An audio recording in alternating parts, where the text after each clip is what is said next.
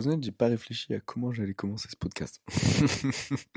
Euh, on fera ça la semaine prochaine. Ok. Pour l'instant, bienvenue. Euh, donc, le format de ce podcast, ça va être moi qui parle, basiquement, pendant, je sais pas combien de temps, 15-20 minutes, je pense, peut-être plus. Probablement moins, en fait, maintenant que j'y pense. Mais où, du coup, je vais vous raconter 3 histoires qui me sont arrivées durant la semaine. Et voilà, comme ça, vous pouvez suivre un peu ce qui se passe. Et moi, je garde de traces de tout ce que je fais, tout ce que je fais ici à Cardiff. Donc ça, c'est la version française. Il y aura très sûrement une version anglaise. Comme ça, au moins, ça me permettra aussi de voir comment j'améliore mon anglais naturel, en fait. Parce que du coup, là, j'ai écrit à peu près ce que je vais vous raconter, mais j'ai pas écrit exactement ce que j'allais dire. Ce qui fait que du coup, je vais pouvoir voir en fait comment je m'améliore au fil du temps à construire mes phrases, etc. Bref, là n'est pas la question. Donc, aujourd'hui, on a 3 histoires. Euh, j'ai pas envie de vous dire le titre des histoires parce que les titres sont assez explicites. Ce qui fait que vous allez un peu... Ah si, ça peut être intéressant. Si, ça peut être intéressant en fait. Ça va vous teaser en fait. Ok, donc la première histoire, c'est comment j'ai failli ne jamais arriver à Cardiff. Ok, elle est un peu longue, c'est pour ça que je l'ai mise en premier, au moins comme ça vous avez le temps, sinon vous pourrez skip à la deuxième. La deuxième, c'est comment j'ai détruit une usine chimique. Ok, tranquille. Et la troisième, c'est comment... Ah, c'est pas comment, non, c'est... je- j'ai juste écrit euh, le pénis. Et voilà. J'ai pas écrit l'histoire parce que je sais que je peux la raconter sans avoir à suivre une trame. Bref, je vous propose de commencer la première histoire. Alors, comment j'ai failli ne jamais arriver à Cardiff? Bon, pour vous remettre un peu de contexte, je suis arrivé à Cardiff genre samedi. Je suis parti de chez moi, j'avais mon ferry qui partait à 11h30. Donc je devais embarquer vers 11h, un truc comme ça, histoire que tout arrive bien. Donc voilà, on est parti avec mes parents, on est arrivé à Saint-Malo. Et donc le ferry il partait à 11h30, moi j'ai embarqué et tout. Mes parents, ma mère était bien évidemment très triste. Enfin bref. Du coup voilà. Donc je passe la douane française, ça se passe très bien, ils regardent juste mon passeport en fait. Ils regardent dans mes sacs et tout, mais ils trouvent rien, normal. Parce que je cache très très bien. Du coup, après, on arrive à la navette, parce qu'il y a une navette pour aller jusqu'au bateau. La navette nous amène jusqu'au bateau, et après, une fois dans le bateau, on a encore des checks pour vérifier si on a bien nos tickets et tout. Et après, on monte dans le bateau et on égoutte. Donc, je monte dans le bateau, il doit être quelque chose comme 11h15, je pense. Parce que bah, du coup, il y avait l'avance, il y a encore le temps que toutes les voitures arrivent et tout, donc voilà, on est arrivé un peu en avance. Et donc, je rentre dans le bateau, et là, en gros, je suis parti pour 9h, 8h, 8 ou 9h de bateau. Donc, je pars à 11h30, j'arrive là-bas à 18h30, heure anglaise, donc avec une heure de moins. Et, euh, et j'ai pas de cabine. Donc, ça veut dire qu'il va falloir que je trouve à m'occuper pendant ces 9h. Bon, spoiler, j'ai regardé la saison 7 de Drive to Survive. Voilà, ça a été, je trouve, la meilleure occupation. Donc, voilà, j'ai fait ça, j'ai écouté la musique et tout. J'ai regardé la mer pensivement, et puis voilà quoi. Grosso modo, ça a été ma vie pendant les 9 heures, là. Et du coup, voilà, il se passe bien. Donc, une fois que j'arrive du coup à Portsmouth, après ça, je dois prendre un train qui arrive jusqu'à Cardiff. Donc, le train, il prend 4 heures à aller jusqu'à Cardiff, parce que c'est quand même loin, Cardiff de la... Enfin, pas de la côte, mais en fait, des ports qui sont en connexion avec la France. Cardiff est quand même loin. Du coup, voilà, moi, j'arrive à Portsmouth, j'ai un train à prendre 1 heure après mon arrivée en bateau prévu. Le train dure 4 heures d'ailleurs, hein. J'arrive là-bas à... Il part à 19h30 de Portsmouth et il arrive là-bas à 23h.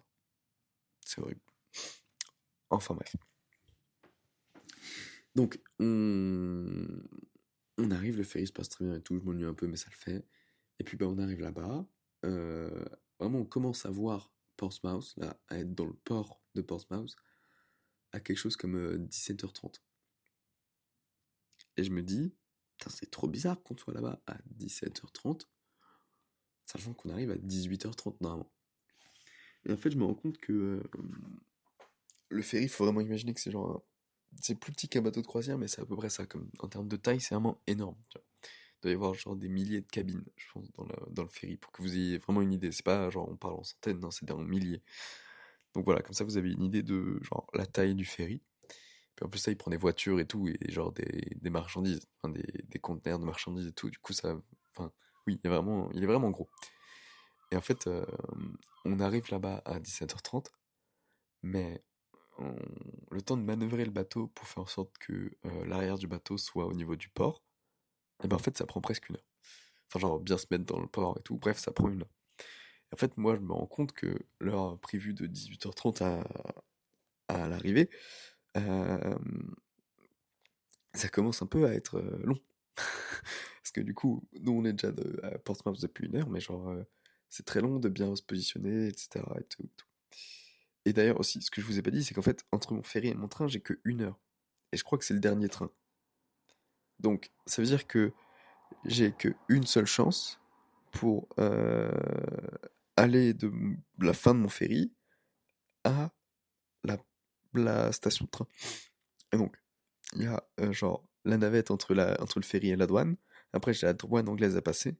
Après, je dois aller à la gare, sauf que c'est 25 minutes à pied, surtout avec deux valises. Et c'est 25 minutes en bus, mais genre si je rate le bus, je suis baisé. En gros, c'est ça. Et une fois que je suis à la gare, je dois récupérer mon ticket un quart d'heure en avance, puis ne pas me rater de train. En gros, c'est ça que je dois faire en une heure. Donc, quand je vois que le bateau prend 20 minutes à s'installer et que la première navette, tu vois, quand on nous dit, nous, en tant que mec, enfin, en tant que passager qui venait à pied, la première navette arrive à 18h35, 40, je me dis, moi qui dois arriver là-bas à 19h15, j'ai déjà plus que une demi-heure, genre un peu plus d'une demi-heure. Donc je me dis, faut vraiment pas que la douane se foire, faut vraiment pas que je me trompe de bus ou que je rate mon bus. Ou si j'y vais à pied, il faut que je me dépêche de ouf, quoi. Donc voilà, la première navette arrive, je suis bien évidemment le premier à rentrer dedans, tellement je suis stressé. Pour vous dire, j'ai carrément, genre, on était au 6e étage euh, de, du ferry, il fallait descendre au 3e. J'ai descendu tout ça avec mes deux valises dans les escaliers en me disant que j'allais arriver plus vite qu'en ascenseur. Ça a été le cas d'ailleurs. Mais voilà, pour vous dire à quel point genre, j'étais en mode, faut vraiment que j'arrive là-bas. Donc, j'arrive à la navette en premier. Mais en fait, ce que j'y ai pensé. Au moment où je suis arrivé, vraiment, je me suis dit, putain, mais en fait, je suis débile. Parce que le premier arrivé, c'est souvent genre le dernier à sortir. Ce qui fait que je suis arrivé dans la navette au premier, j'ai posé mes affaires, je me suis installé. Déjà, il y a eu le stress de devoir attendre que tout le monde arrive, parce qu'en fait, plus j'attendais que tout le monde arrive, plus j'étais en mode, mais je perds du temps, en fait. Il aurait mieux valu que j'y aille à pied directement à la douane. Du coup, voilà, il y a tout le monde qui arrive et tout. La navette part. En vrai, c'est vraiment genre 500 mètres à faire, donc ça va. On arrive là-bas, tout le monde sort avant que je puisse sortir, parce qu'il faut que je récupère mes valises, bien évidemment. Donc, je récupère mes valises, je suis genre dans les derniers à sortir. Euh, on arrive à la douane. Je regarde l'heure, il est genre 40, 43, 44, tu vois, ça avance petit à petit. Et c'est à mon tour de passer la douane. Et en fait, on m'avait pitché sur la douane, on m'avait dit, faut pas que tu dises que tu fais un stage. Un stage en anglais, c'est un internship. Parce que si tu fais un stage, si tu dis que tu fais un stage, ils vont penser que tu vas travailler. Et si tu vas travailler, tu as besoin d'un visa de travail. Du coup, tu dis pas que c'est un stage, parce que en fait, en réalité, c'est pas un stage que je fais, là, c'est genre une période de recherche. En gros, l'IUT de Lannion et l'université de Cardiff se sont mis d'accord pour que que je vienne dans leur labo pour faire de la recherche, mais pas en tant que genre stagiaire qui vient travailler, pas le terme anglais en tout cas. Et en fait, on m'avait dit, si tu te foires, ça peut vraiment genre, ils peuvent vraiment te faire chier avec ça, quoi. Donc je commence en plus un peu à stresser pour la zone, je dis, no, I'm here for a research period, tu vois, je suis vraiment là, je suis là pour une période de recherche et tout, tu vois. Le mec, il me dit, et du coup, il me dit, ouais, mais du coup, comment tu vas payer ton logement et tout? Je fais, bah, j'ai un peu de sous et tout, c'est mes parents qui vont me donner l'argent et tout, et tu sais, je commence à genre, trouver des excuses et tout. Il me dit: «Ah ouais, non, mais tu vas pas travailler, quoi». Je fais: «Ah non, non, du tout». Il fait: «OK, bon, bah, très bien, tu peux y aller». OK, première étape qui était un peu stressante, passée. Maintenant, faut que j'aille à la gare. Et en fait, j'ai eu un éclair de génie, je crois, en attendant que la navette arrive dans le ferry. Je me suis dit: «Mais attends, si j'ai 25 minutes à pied avec 2 valises, il y a trop de chances que je le rate, juste à être un peu fatigué», ce qui était le cas après 9 heures de bateau. Je suis basé. Mon bus manque plus que dans le pire des cas, le bus est déjà plein, il peut pas me prendre et je suis encore plus baisé, tu vois? Donc je me dis: «En fait, je vais pas prendre ça, je vais prendre un Uber». Du coup, j'ai installé Uber, j'ai commandé enfin, j'ai pas commandé, mais je me suis créé un compte et tout, et une fois que je suis sorti de la douane, j'ai commandé un Uber. Là, faut se dire, il est genre 45, un truc comme ça. Le mec est censé arriver 5 minutes plus tard. Parce qu'il était vraiment pas loin. Enfin, tu sais, ils prennent le taxi qui est plus proche, donc voilà. Mec, je l'ai traqué sur la map comme j'ai jamais traqué quelqu'un, d'accord? J'ai vraiment, je le suivais tous les 100 miles. Enfin, pas tous les 100 miles, mais tous les 0,1 miles, du coup, je sais pas c'est quoi c'est les yards, je crois que c'est des yards en dessous. Genre, vraiment, je le regardais, je faisais, ok, il arrive, ok, plus de 3 minutes, tu vois, et j'étais, j'étais comme ça en me disant, faut pas que je rate mon train. Voilà, je le traque et tout. Il arrive, il me demande de confirmer la destination, etc. Oui, bien sûr, on va à la gare et tout, on discute et tout. Moi, je commence à stresser, tu sais, je me dis, putain, imagine, c'est l'heure de pointe. Je sais qu'on est samedi, mais genre, imagine, tu sais, il y a là le monde qui va, je sais pas, il est quoi, 18, bientôt 19h, imagine, il y avait le monde qui va au bar ou des trucs comme ça, et genre, la route est pleine, et je suis genre mort, si c'est ça. Mais bon, en vrai, au final, on arrive, il est genre 19h, je récupère mon ticket là-bas, je prends mon train comme il faut, je souffle. Enfin, je suis genre, arrivé, j'ai mon train, donc normalement, c'est un direct jusqu'à Cardiff, donc normalement, genre, j'arrive sans problème, au calme. Je m'installe, j'en ai du coup, comme je vous ai dit, pour 4 heures, donc voilà, je me pose, je regarde un talk show sur CSGO, bref, je m'occupe, et donc voilà.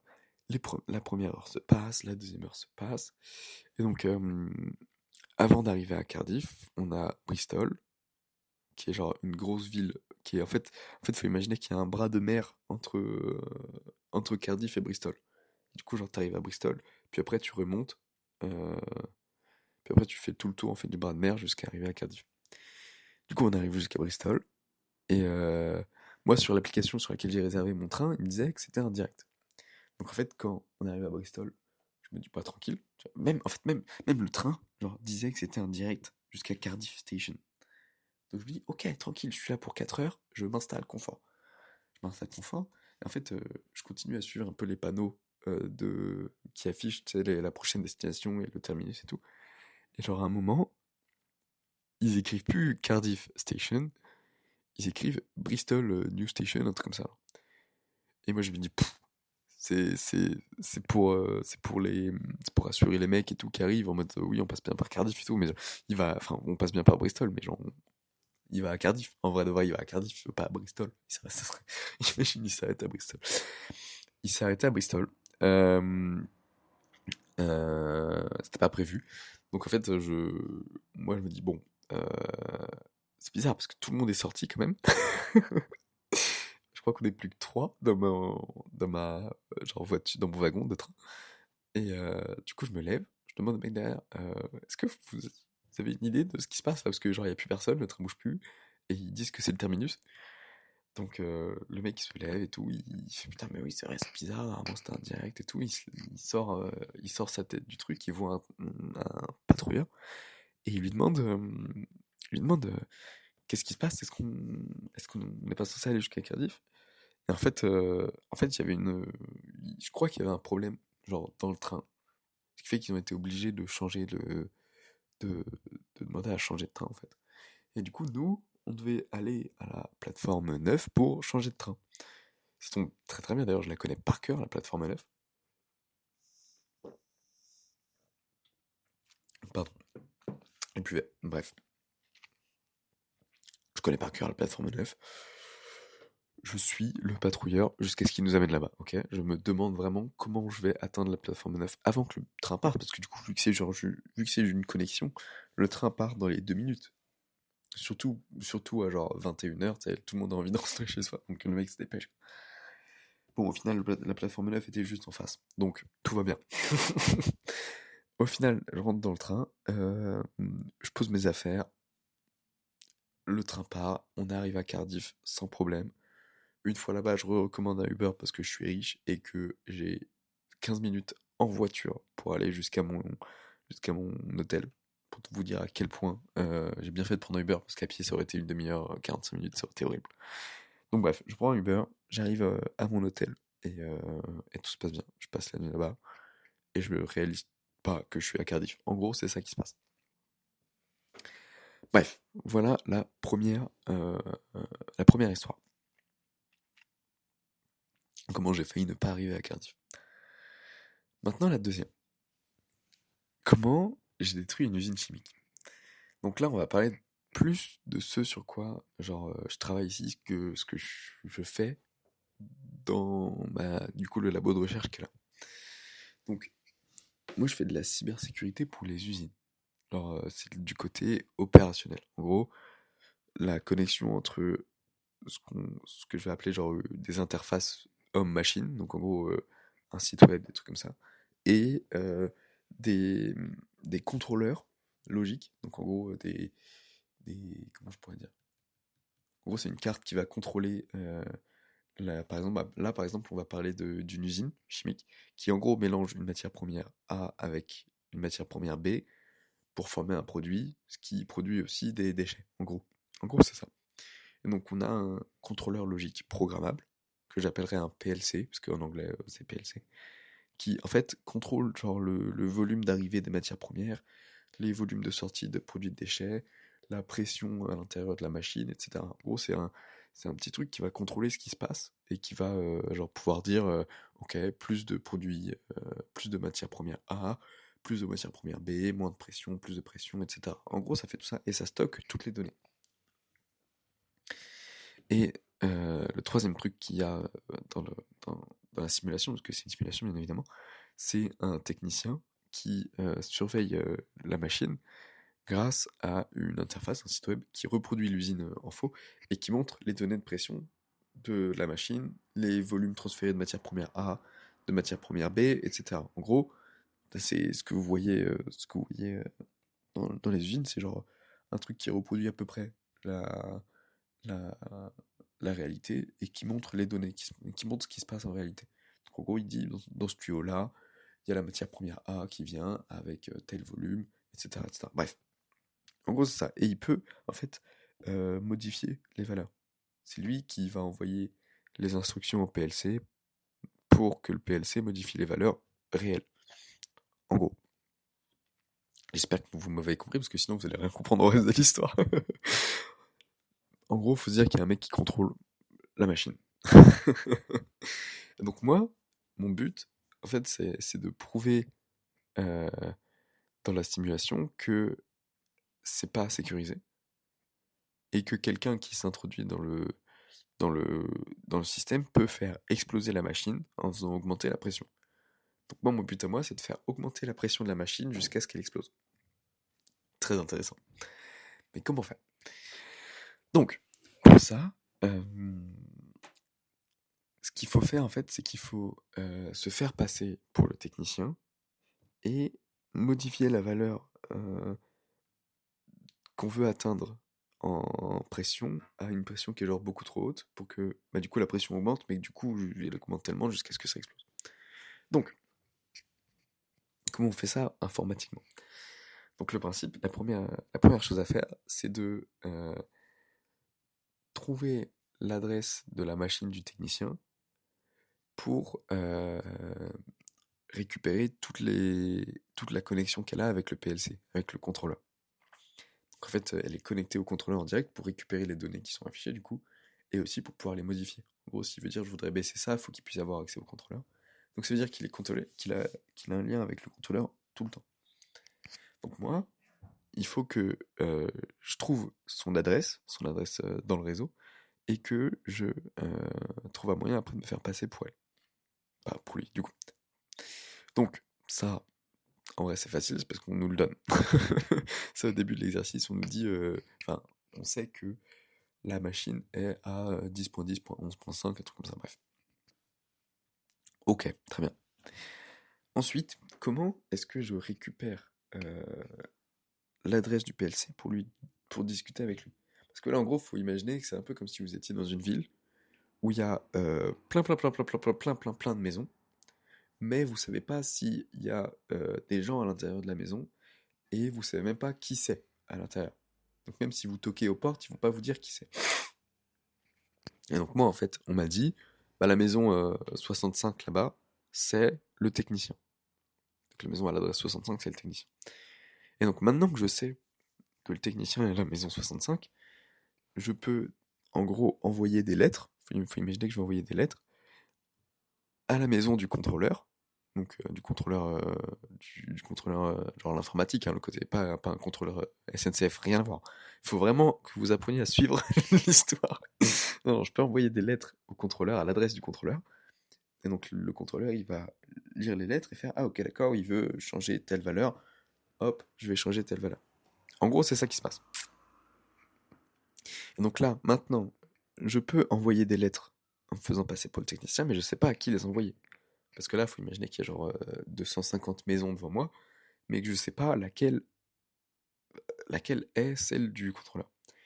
Donc pour ça, ce que je vais faire, c'est que je vais faire ce qu'on appelle en informatique du spoofing. Et j'adore ce mot. J'ai une soutenance à la fin de mon stage où je suis censé expliquer ce que j'ai fait. Je pense que je vais parler de ça exprès pour pouvoir placer le mot spoofing, parce que je le trouve très drôle.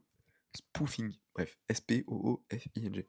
Et en gros, c'est une usurpation d'identité. Donc en gros, ce que je vais faire... Putain, les mouettes, frère. En gros, ce que je vais faire, c'est que je vais demander au facteur qui pose les lettres de me donner les lettres à moi qui sont censées aller au technicien pour que je puisse les lire, etc. Et après, les donner au technicien pour que lui, en fait, il trouve pas ça bizarre, en fait. Donc, en faisant ça, je vais recevoir les lettres que le technicien est censé recevoir et je vais renvoyer les lettres que le technicien renvoie. En fait, le technicien, je deviens un intermédiaire entre le technicien et le facteur. En gros. J'espère que c'est clair, parce que sinon c'est horrible. Pour vous, j'imagine. Donc voilà, je me fais passer pour ça. Je suis l'intermédiaire entre le technicien et le facteur. Ok. Le technicien, donc, m'envoie une lettre. Donc je lis, ok, il veut envoyer une lettre à cette adresse-là. Je l'envoie au facteur. Le facteur va poster la lettre, etc. En faisant ça, en fait, ça me permet de remarquer que le technicien parle beaucoup avec, le... avec la maison au numéro 104. Et ce qui est bizarre, c'est que toutes les instructions qui sont entre les deux, c'est genre une lecture. En gros, le technicien demande à lire des données et la maison 104 lui renvoie des données. Avec ça, je comprends que la maison 104, c'est la maison du contrôleur. Et donc, en fait, je peux deviner que si j'envoie un message à la maison 104 en demandant à lire des données, il y a des chances qu'elle me renvoie les données de la machine réelle. C'est une supposition, mais c'est une supposition qui est très probable, parce que du coup on a croisé plein d'informations, en gros. Donc, dernière étape maintenant que je peux me faire passer pour le technicien, je vais envoyer une lettre au contrôleur en lui disant est-ce que tu peux mettre la pression à atteindre non pas à 2700 kPa, mais à quelque chose comme genre 5000, qui est beaucoup trop, et du coup la machine exploserait. Donc j'envoie ce paquet, le contrôleur change la valeur à atteindre en termes de pression, et en fait on a une simulation de la machine, parce que du coup on n'est pas en train de genre vraiment le faire dans une vraie usine, du coup la machine on la voit pas vraiment. Mais là on la voit vraiment la machine, dans une simulation, genre c'est un dessin. Et du coup on voit que la pression augmente, et on voit que elle commence à arriver, qu'il y a des fuites de gaz, et genre c'est de pire en pire, de pire en pire. Et finalement, au bout de genre, je crois que c'est 30 secondes, au bout de 30 secondes, c'est comme ça, on la voit vraiment exploser dans la simulation. En mode, c'est bon, t'as réussi. Donc voilà. J'espère que ça vous a aidé un peu à comprendre comment tout ça se passe, en gros. C'est- j'ai essayé d'utiliser une métaphore un peu bancale, j'ai l'impression, parce que je vous parlais de contrôleur, technicien, de facteur et tout. J'espère que c'était assez clair, mais voilà. En gros, vous avez une idée de comment est-ce que j'ai fait pour euh, détruire une usine chimique en me faisant passer en gros pour le technicien. Voilà, c'était la deuxième histoire. Donc, avant de vous raconter la troisième histoire nommée pénis, le pénis, n'hésitez pas à genre m'envoyer un message en me disant ce que vous avez pensé du podcast et tout. Parce que ça, c'est un truc que je kiffe. Enfin, genre, en fait, c'est genre juste raconter des histoires et tout, les podcasts, moi j'en écoute tellement et tout, que j'adore ça. Du coup, si jamais vous voulez que je continue ou que je fasse ça différemment ou quoi, n'hésitez pas à me dire. Vraiment, je kiffe. Et je me rends compte que ça fait déjà 26 minutes. Et je vous avais dit au début, il n'y a aucun monde, ça dure autant de temps. Bon, euh, on va passer à la troisième histoire. La troisième histoire, le pénis. Donc, comme vous le savez sûrement, je vais à la salle le matin. Et bah du coup, j'y allais déjà à Lannion quand j'étais à Lannion. Mais là, je voulais continuer parce que c'est quand même une période de 3 mois. Du coup, je me dis, je vais pas arrêter la salle pendant 3 mois. Donc, j'ai cherché des salles autour de moi. J'en ai vu une qui a genre une demi-heure de marche, un truc comme ça. Du coup, j'ai pris mon abonnement pour 3 mois. Et voilà. Donc, ça se passe très bien. Je l'ai pris mardi soir. Et première fois que j'y vais, c'est mercredi matin. Donc mercredi matin j'y vais, j'ai Google Maps dans ma main parce que je sais basiquement pas du tout où est-ce que je vais, hein. Je suis juste perdu dans les maisons anglaises. Mais j'arrive quand même à destination. Et donc je vais genre souvent faire des comparaisons entre Basic Fit du coup, qui est la salle où je vais à Lannion, et Pure Gym, c'est beaucoup plus simple que ça, Pure Gym, qui est la salle où je vais ici à Cardiff. Parce qu'en fait, c'est ouf à quel point les différences qu'il y a entre les deux me choquent. Et enfin, pas me choquent, mais genre me genre, genre marque les différences. À quel point elles sont remarquables. Donc déjà, Basic Fit, les couleurs de Basic Fit, c'est noir et orange. Qui sont des couleurs plutôt chaleureuses. Tu vois, c'est les couleurs un peu d'un feu, c'est un truc qui te rappelle le chaud. Ok. Pure Gym, c'est blanc et bleu. Ok. Ce qui pour moi, c'est des couleurs genre froides de ouf. Tu vois, enfin, c'est de la glace, c'est genre. C'est pas un truc qui. C'est de l'eau, tu vois, c'est pas un truc qui te genre. Ça paraît pas chaleureux. Donc, déjà, en fait, quand j'arrive à la salle, euh, j'ai l'impression que genre le feeling est super. Enfin, vraiment, il est glacial. Genre, t'es pas content d'être là, j'ai l'impression. Je sais pas pourquoi j'ai un feeling comme ça. Bref. J'arrive là, j'arrive à la salle, je vais me changer, je fais ma séance normale, je fais ma séance normale, pas du tout. Je suis censé faire une séance dos, je fais une séance jambes parce que j'ai pas trouvé les exos pour ma séance dos et j'ai pas envie de paraître pour le con qui se balade juste dans la salle pour retrouver un exo de merde. En gros. Donc, voilà, je fais ma séance jambes tranquille et j'arrive à la fin de ma séance. Il doit être 7h30, 7h45. J'allais à moins de monde à 7h30, 45 que à 6h45. Ce qui n'a aucun sens, c'est l'inverse. À Lannion, à 6h45, on doit être genre 10 maximum les jours de pointe. Et genre une heure plus tard, c'est là où on commence à être 15, 20, 30, tu vois, et c'est là où ça commence à se remplir.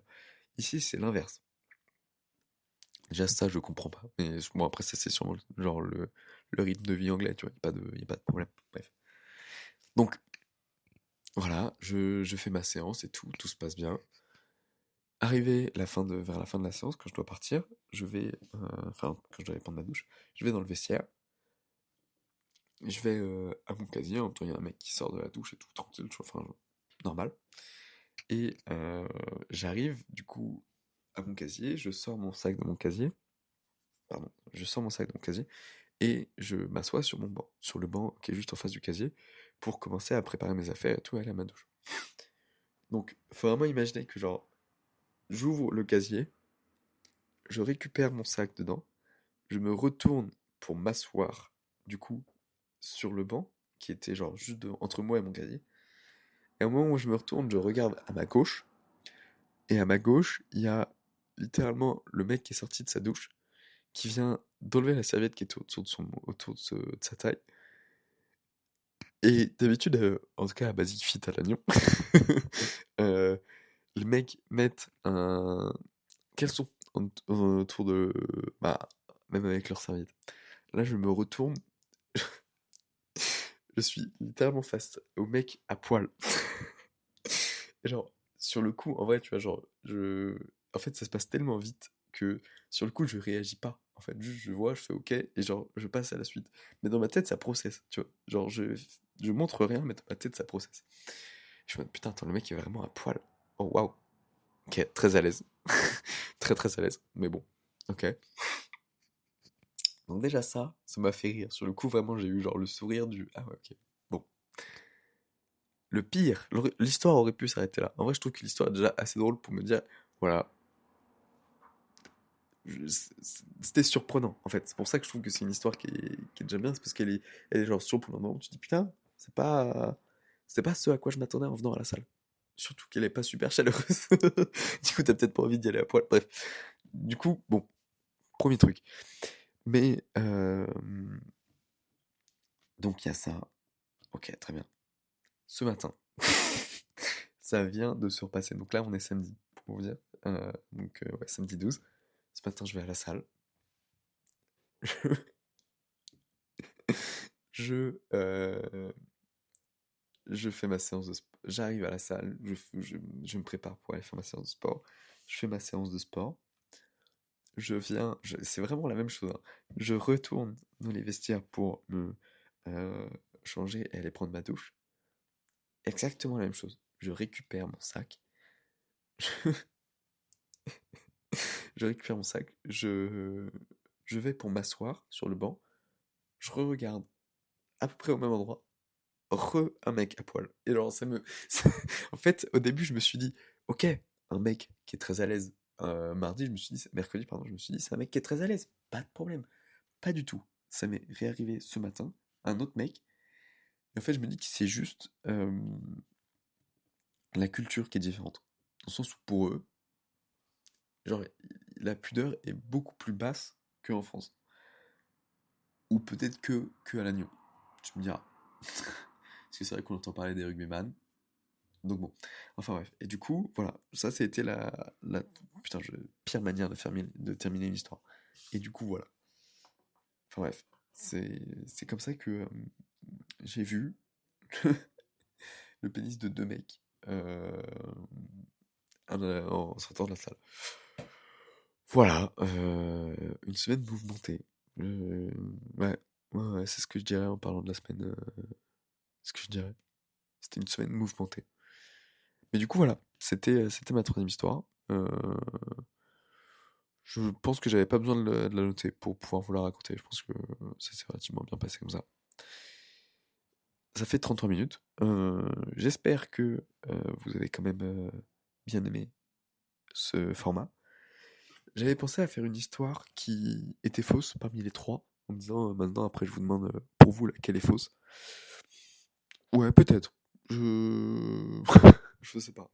Je me dis en même temps, c'est dommage parce que du coup, il y a une histoire que je raconte qui ne sert à rien en quelque sorte. Peut-être qu'il faudrait que je fasse 4 histoires avec une fausse, du coup, pour que quand même le sens de... vous puissiez suivre mes aventures, genre que ça garde ce sens. Je sais pas, peut-être. Dites-moi ce que vous en pensez. Et puis, bah, on se retrouve dans ma story. Snap, si vous y êtes. Sinon, demandez-moi, il n'y a pas de problème. Et voilà, à la semaine prochaine pour un nouvel épisode et 3 nouvelles histoires palpitantes.